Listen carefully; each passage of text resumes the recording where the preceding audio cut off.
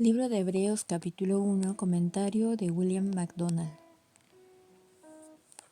Cristo superior en su persona. Capítulo 1, del versículo 1 al capítulo 4, versículo 13. A. Cristo superior a los profetas. Capítulo 1, versículos 1 al 3. Versículo 1 dice: La epístola a los Hebreos. Capítulo 1. Dios ha hablado por su Hijo. Dios, habiendo hablado muchas veces y de muchas maneras en otro tiempo a los padres por los profetas, Ninguna otra epístola del Nuevo Testamento entra tan rápido en su tema como esta.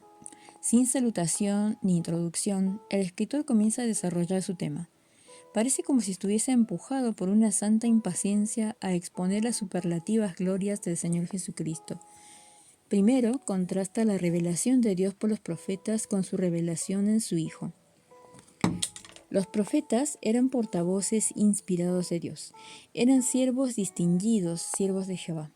La riqueza espiritual de su ministerio se preserva en el Antiguo Testamento, pero su ministerio fue parcial y fragmentario. A cada uno le fue encomendada una cierta medida de revelación, pero en cada caso fue incompleta. No solo les fue dada la verdad a plazos, sino que emplearon muchas maneras en su comunicación de esta revelación al pueblo. Fue presentada como ley, como historia, como poesía y como profecía. A veces de la manera oral, otras escrita, a veces era por medio de visiones, sueños, símbolos o pantomimas. Fuese cual fuese el método empleado, lo cierto es que las anteriores revelaciones de Dios al pueblo judío fueron preliminares, progresivas y diversas en las maneras de su presentación. Versículo 2 dice: en estos postreros días nos ha hablado por el Hijo, a quien constituyó heredero del todo y por quien asimismo hizo el universo. Las profecías periódicas, parciales y diferenciales del Antiguo Testamento han quedado ahora eclipsadas por la preeminente y definitiva revelación de Dios en la persona de su Hijo. Los profetas fueron solo canales por medio de los que fue comunicada la palabra divina al Señor Jesucristo. Es el mismo la revelación definitiva de Dios a los hombres. Como dijo Juan, a Dios nadie le ha visto jamás. El unigénito Hijo que está en el seno del Padre, Él le ha dado a conocer. Juan, capítulo 1, versículo 18. El Señor Jesús dijo acerca de sí mismo: el que me ha visto al Padre. Juan, capítulo 14, versículo 9. Todo el texto completo dice: Jesús le dijo: tanto tiempo hace que estoy con vosotros y no me has conocido, Felipe. El que me ha visto a mí, ha visto al Padre. ¿Cómo pues dices tú, muéstranos al Padre? Cristo habla no solo de parte de Dios, sino como Dios. Para destacar la infinita superioridad del Hijo de Dios sobre los profetas, el escritor lo presenta primero como heredero de todo. Esto significa que el universo le pertenece por designación divina y que pronto reinará sobre ello. Fue por medio de él que Dios hizo también el universo. Jesucristo fue el agente activo en la creación. Él dio ser a los cielos estrellados, a los cielos atmosféricos, a la tierra, a la raza humana y al plan divino para las edades. Todo lo creado, espiritual o físico, fue hecho por él. Versículo 3 dice: el cual, siendo el resplandor de su gloria y la imagen misma de su sustancia, y quien sustenta todas las cosas con la palabra de su poder, habiendo efectuado la purificación de nuestros pecados por medio de sí mismo, se sentó a la diestra de la majestad en las alturas, hecho. Él es el resplandor de la gloria de Dios. Esto es, todas las perfecciones que se encuentran en Dios Padre se encuentran también en Él. Él es el esplendor o la fulguración de su gloria. Todas las glorias morales y espirituales de Dios se ven en Él. Además, el Señor Jesús es la exacta representación del ser esencial de Dios. Esto, naturalmente, no puede referirse a la semejanza física porque Dios es en esencia espíritu. Significa que en todas las formas concebibles, Cristo representa al Padre de una manera exacta. No podría haber una semejanza más estrecha. El Hijo, siendo Dios, revela al hombre por sus palabras y manera de ser precisamente como es Dios. Y Él sustenta el universo con la palabra de su poder. Originalmente habló para dar ser al universo, como dice Hebreos 11:3, que dice: por la fe entendemos haber sido constituido el universo por la palabra de Dios, de modo que lo que se ve fue hecho de lo que no se veía. Ahora sigue hablando, y su poderosa palabra sustenta la vida, mantiene la materia agregada y mantiene el universo en un orden apropiado, como menciona Colosenses 1:17 cuando dice: y Él es antes de todas las cosas, y todas las cosas en Él subsisten. Aquí tenemos una sencilla explicación de un profundo problema científico. Los científicos trabajan para descubrir qué es lo que mantiene la cohesión de los átomos. Nosotros aprendemos aquí que Jesucristo es el gran sustentador y que lo hace con la palabra de su poder. Pero la siguiente gloria de nuestro Salvador es la más asombrosa de todas. Habiendo efectuado la purificación de nuestros pecados, el Creador y Sustentador vino a ser quien llevó el pecado. Para crear el universo solo tuvo que hablar. Para mantener y conducir el universo solo tiene que hablar. Porque no está involucrado ningún problema moral, pero para poder quitar nuestro pecado de una vez por todas, tuvo que morir en la cruz del Calvario. Es abrumador pensar que el soberano Señor descendiese a ser el Cordero sacrificial, como dice el himno de Isaac Watts. Un amor tan pasmoso, tan divinal demanda mi alma, mi vida, mi ser total. Finalmente tenemos su exaltación como el entronizado Señor se sentó a la diestra de la majestad en las alturas. Se sentó en la postura de reposo, no es el reposo que sigue al afán, sino el reposo de la satisfacción en una obra acabada. Esta postura indica que ha quedado completada la obra de la redención. La diestra de la majestad de las alturas es la posición de honra y privilegio, como dice en Hebreos capítulo 1, versículo 13. Pues, ¿a cuál de los ángeles dijo Dios jamás: siéntate a mi diestra hasta que ponga a tus enemigos por estrado de tus pies? Por su glorioso triunfo, Dios lo ha exaltado hasta lo sumo. La diestra es también la posición de poder. Mateo 26:64, que dice: Jesús le dijo: tú lo has dicho, y además os digo que desde ahora veréis al Hijo del Hombre sentado a la diestra del poder de Dios y viniendo en las nubes del cielo. La diestra es también una posición de poder y deleite. Salmo 16:11.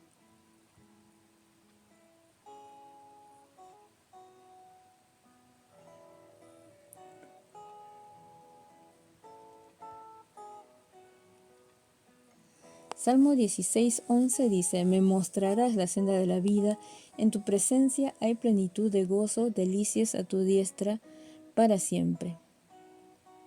La mano que fue una vez clavada del Salvador empuña el cetro del dominio universal.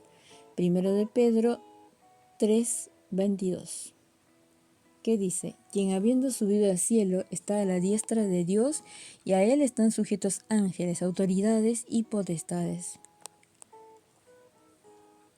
Al seguir el camino de nuestro Señor de la creación al Calvario y luego la gloria, parece que hemos perdido bastante de vista a los profetas. Por muy ilustres que fueron, se han retirado a las sombras. Dieron testimonio del Mesías que había de venir. Hechos capítulo 10, versículo 43, que dice: de este dan testimonio todos los profetas, que todos los que en él creyeren recibirán perdón de pecados por su nombre. Ahora que ha llegado, se retiran dichosos de la atención de los demás.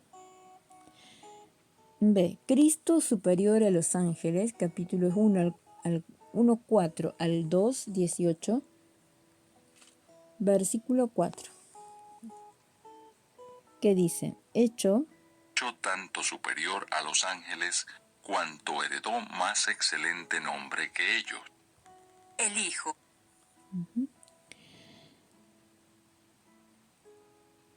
El siguiente paso en el argumento de la epístola demuestra que Cristo es superior a los ángeles. Era necesario exponerlo porque los judíos tenían una consideración muy elevada hacia el ministerio de los ángeles. A fin de cuentas, la ley había sido dada por medio de ángeles. Hechos capítulo 7, versículo 53, que dice, vosotros que recibisteis la ley por disposición de ángeles y no la guardasteis. Y Gálatas 3:19, que dice, entonces, ¿para qué sirve la ley? Fue añadida a causa de las transgresiones, hasta que viniese la simiente a quien fue hecha la promesa, y fue ordenada por medio de ángeles en mano de un mediador. Y los seres angélicos habían aparecido con frecuencia a lo largo de la historia del antiguo pueblo de Dios. Quizás se razonaba que al dejar el judaísmo por Cristo, quien lo hacía se privaba de este importante rasgo de su herencia nacional y religiosa. Herencia nacional y religiosa. La realidad es que al ganar a Cristo, ganaba a uno que es superior a los ángeles en sentido doble, como Hijo de Dios, capítulo 1, versículo 4 al 14, que dice, hecho tanto superior a los ángeles cuanto heredó más excelente nombre que ellos. Porque ¿a cuál de los ángeles dijo Dios jamás, mi hijo eres tú? Yo te he engendrado hoy, y otra vez yo seré a él padre, y él me será a mí hijo. Y otra vez cuando introduce el primogénito en el mundo dice, adoren de todos los ángeles de Dios. Ciertamente de los ángeles dice, el que hace a sus ángeles espíritus y a sus ministros llama de fuego. Mas del Hijo dice, tu trono, oh Dios, por el siglo del siglo, cetro de equidad es el cetro de tu reino. Has amado la justicia y aborrecido la maldad, por lo cual te ungió Dios, el Dios tuyo, con óleo de alegría más que a tus compañeros. Y tú, oh Señor, en el principio fundaste la tierra y los cielos son obra de tus manos. Ellos perecerán, mas tú permaneces, y todos ellos envejecerán como una vestidura, y como un vestido los envolverás y serán mudados, pero tú eres el mismo, y tus años no acabarán. Pues, ¿a cuál de los ángeles dijo Dios jamás, siéntate a mi diestra, hasta que ponga a tus enemigos por estrado de tus pies? ¿No son todos espíritus ministradores enviados para servicio a favor de los que serán herederos de la salvación?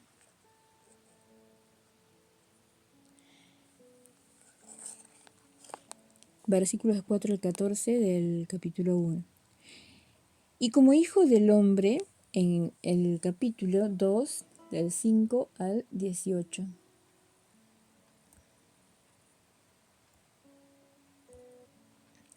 Del 5 al 18 dice, porque no sujetó a los ángeles el mundo venidero acerca del cual estamos hablando, pero alguien testificó en cierto lugar diciendo, ¿qué es el hombre para que te acuerdes de él?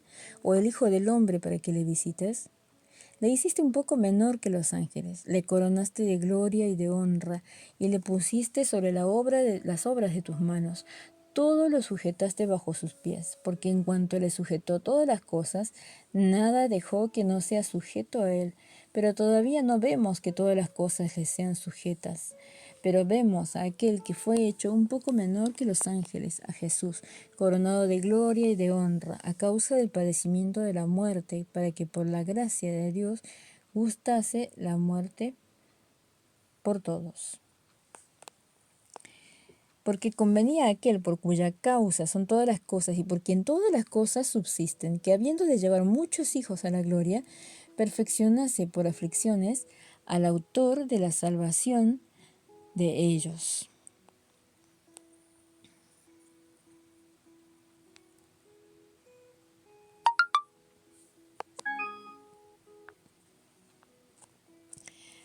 Y el versículo 11 dice, porque el que santifica y los que son santificados de uno son todos, por lo cual no se avergüenza de llamarlos hermanos, diciendo, anunciaré a mis hermanos tu nombre, en medio de la congregación te alabaré.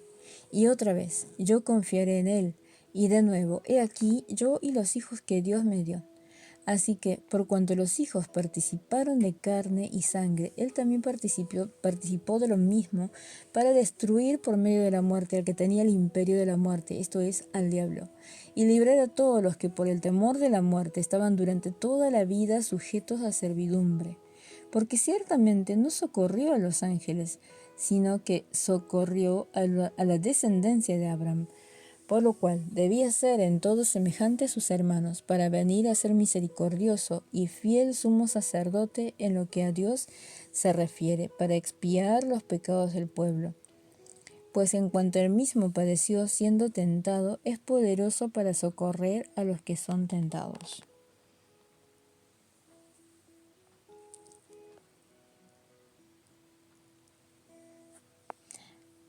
Para recordar entonces, reitero la última oración, las últimas líneas de este párrafo que dice, la realidad es que al ganar a Cristo, ganaba a uno que es superior a los ángeles en sentido doble como hijo de Dios y como hijo del hombre. Cristo ha sido hecho tanto más superior a los ángeles, cuanto heredó más excelente nombre que ellos. Esto se refiere primero a una superioridad adquirida y luego a una superioridad inherente. La superioridad adquirida resulta de su resurrección, ascensión y exaltación como Señor y Cristo. En la encarnación fue hecho durante un breve tiempo un poco menor a los ángeles para el padecimiento de la muerte, como dice en el capítulo 2, versículo 9.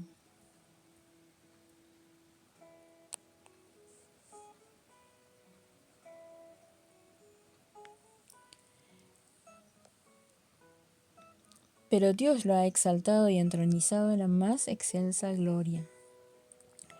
Su superioridad inherente tiene que ver con su eterna relación como Hijo de Dios. El más excelente nombre es el nombre de Hijo. Versículo 5 dice, superior a los ángeles. Porque a cuál de los ángeles dijo Dios jamás, mi hijo eres tú, yo te he engendrado hoy, y otra vez, yo seré a él padre, y él me será a mí hijo.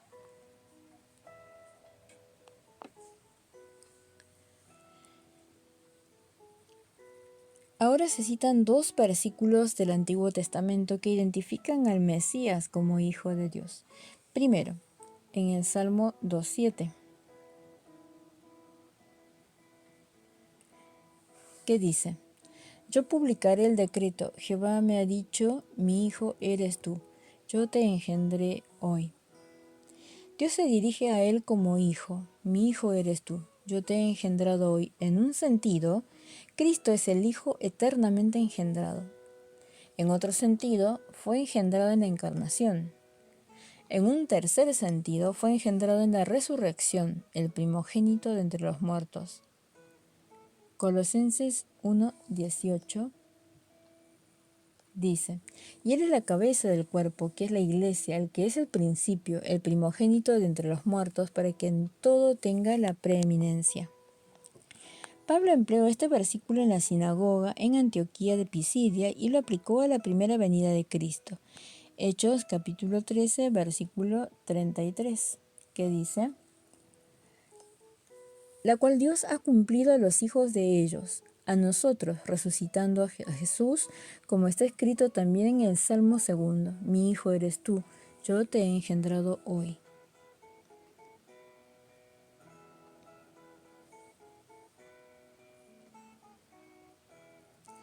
Pero el punto principal es que Dios jamás se dirigió a un ángel como su hijo. Los ángeles son mencionados colectivamente como hijos de Dios, como dice en el libro de Job, capítulo 1, versículo 6. Un día vinieron a presentarse delante de Jehová los hijos de Dios, entre los cuales vino también Satanás. Y el Salmo 89, 6 que dice, porque ¿quién en los cielos se igualará a Jehová? ¿Quién será semejante a Jehová entre los hijos de los potentados?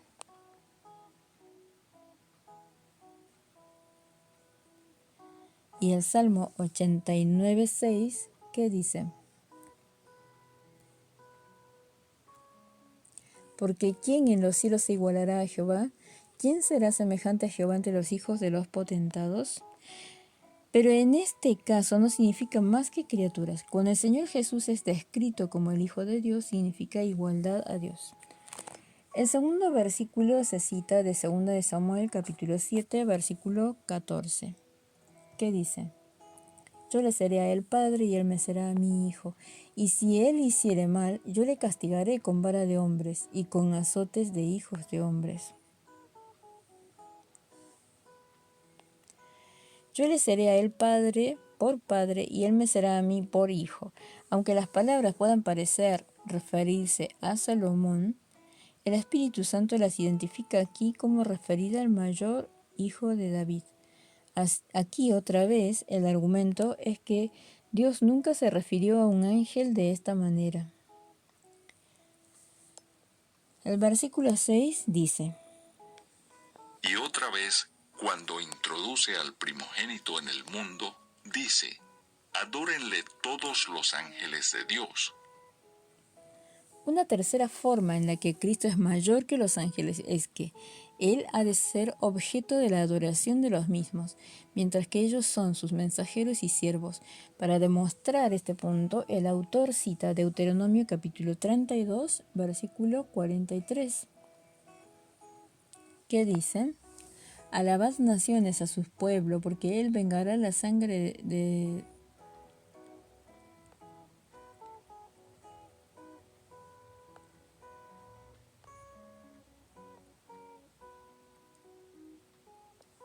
de nuevo, versículo 43 de Deuteronomio capítulo 32. Alabad naciones a su pueblo, porque Él vengará la sangre de sus siervos y tomará venganza de sus enemigos y hará expiación por la tierra de su pueblo. Y el Salmo 97:7 que dice, avergüéncense todos los que sirven a las imágenes de talla, los que se glorían en los ídolos, póstrense a Él todos los dioses. El versículo en Deuteronomio anticipa el tiempo cuando introduce al primogénito en el mundo. En otras palabras, se refiere a la segunda venida de Cristo. En esa ocasión será públicamente adorado por los ángeles. Esto solo puede significar que Él es Dios. Es idolatría adorar a nadie más que al Dios verdadero, pero Dios manda aquí que el Señor Jesucristo sea adorado por los ángeles. Primogénito puede significar primero en cuanto a tiempo, como dice en Lucas capítulo 2, versículo 7, que dice, y dio a luz a su hijo primogénito y lo envolvió en pañales y lo acostó en un pesebre porque no había lugar para ellos en el mesón. O primero en rango u honor, Salmo 89, 27, que dice, yo también le pondré por primogénito, el más excelso de los reyes de la tierra. Aquí tiene este último significado como en Romanos 8:29 que dice, porque a los que antes conoció también los predestinó para que fuesen hechos conformes a la imagen de su Hijo, para que Él sea el primogénito entre muchos hermanos. Y Colosenses capítulo 1, versículo 15 dice, Él es la imagen del Dios invisible, el primogénito de toda creación. Y el versículo 18, y Él es la cabeza del cuerpo, que es la iglesia, el que es el principio, el primogénito de entre los muertos, para que en todo tenga la preeminencia. Versículo 7 dice, Ciertamente de los ángeles dice, el que hace a sus ángeles espíritus y a sus ministros llama de fuego. en contraste con su preeminente Hijo, Dios hace a sus ángeles espíritus o vientos, y a sus ministros llama de fuego. Él es el creador y director de los ángeles. Ellos obedecen su voluntad con la velocidad del viento y con el fervor del fuego. Versículo 8 dice: Mas del Hijo dice: Tu trono, oh Dios, por el siglo del siglo. Cetro de equidad es el cetro de tu reino. Ahora sigue una constelación de glorias en las que el Hijo es contemplado incomparable. Primero, Dios se dirige a él como Dios. En el Salmo 45:6, Dios el Padre saluda al Mesías con las palabras: Tu trono, oh Dios, por el siglo del siglo. El Salmo 45:6 entonces dice: Tu trono, oh Dios, es eterno y para siempre, cetro de justicia es el centro es el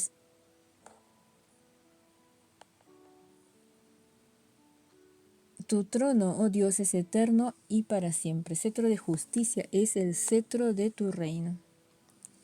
Dios el Padre saluda al Mesías con las palabras: Tu trono, oh Dios, por el siglo del siglo.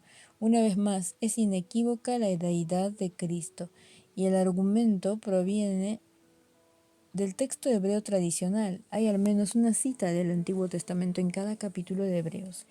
Él es también el soberano eterno. Su trono es por el siglo del siglo. Su reino desierto se extenderá de costa a costa, hasta que la luna no crezca ni mengüe más. Él es el justo rey. El salmista habla de él como empuñando un cetro de justicia, que es una manera poética de decir rige con una absoluta honradez e integridad.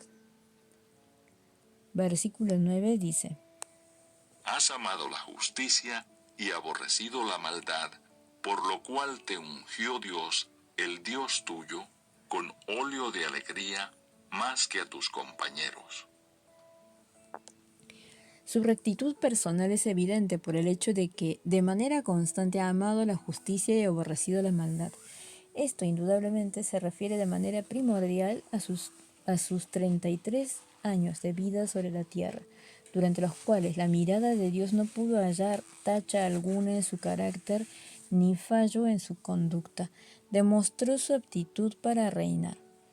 Por esta excelencia personal, Dios lo ungió con óleo de alegría más que a sus compañeros. Esto significa que Él ha dado a Cristo el puesto de supremacía por encima de a todos los otros seres. El óleo aquí puede tipificar al Espíritu Santo.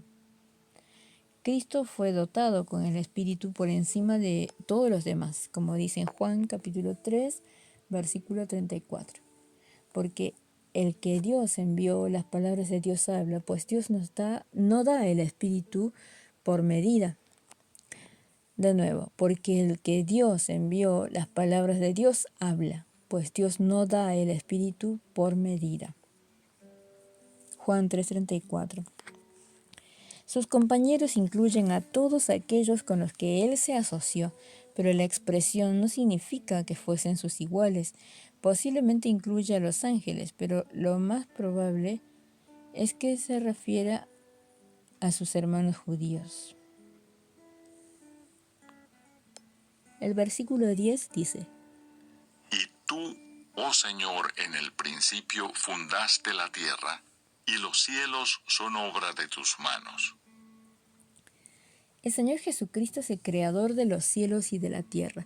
Esto se demuestra en base del Salmo 102, versículos 25 al 27, que dicen: Desde el principio tú fundaste la tierra y los cielos son obra de tus manos. Ellos perecerán, mas tú permanecerás, y todos ellos como una vestidura se envejecerán. Como un vestido los mudarás y serán mudados, pero tú eres el mismo y tus años no se acabarán. En aquel salmo, el Mesías ora: Dios mío, no me cortes. Versículo 24.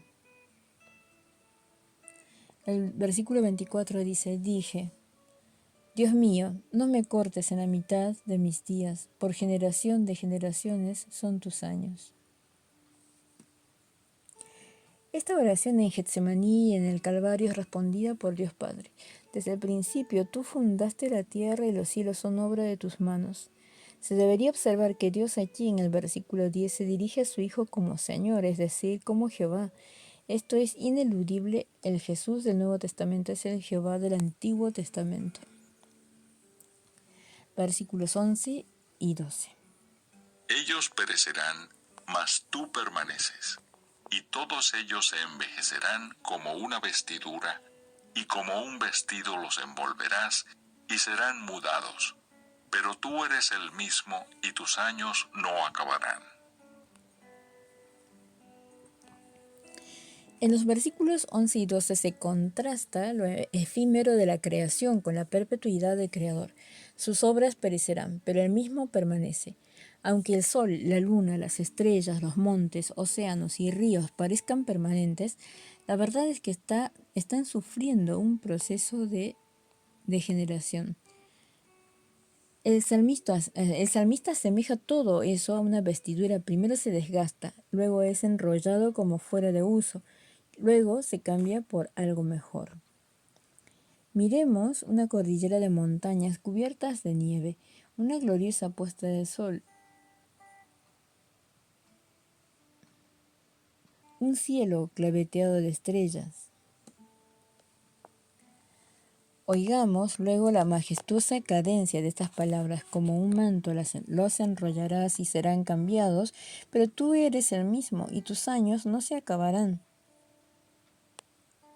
Versículo 13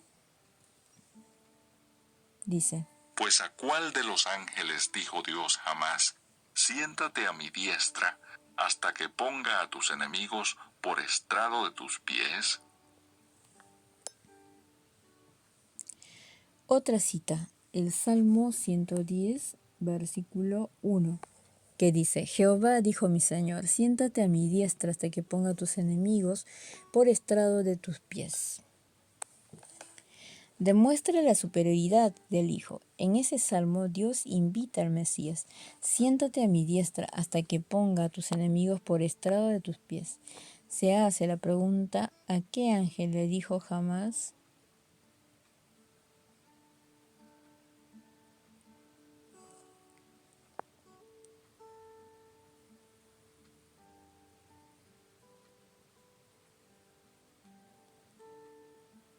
En ese salmo Dios invita al Mesías: siéntate a mi diestra hasta que ponga a tus enemigos por estrado de tus pies.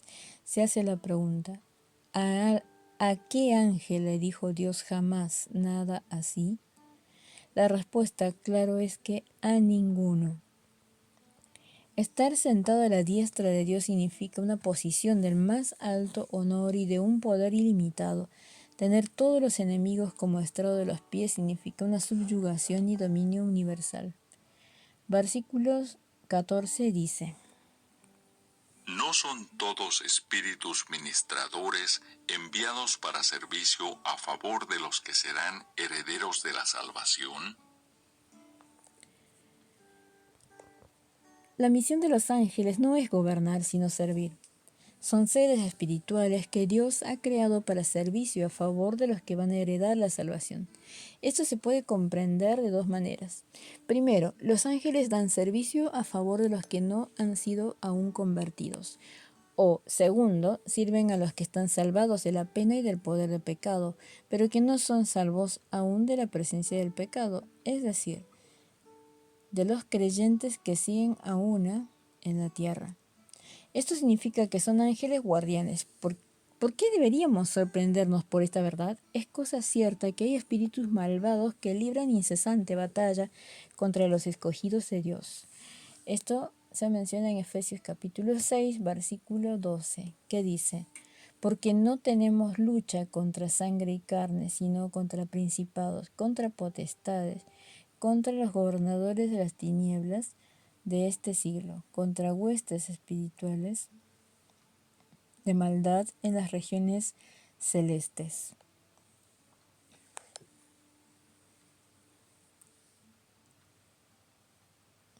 Efesios 6:12.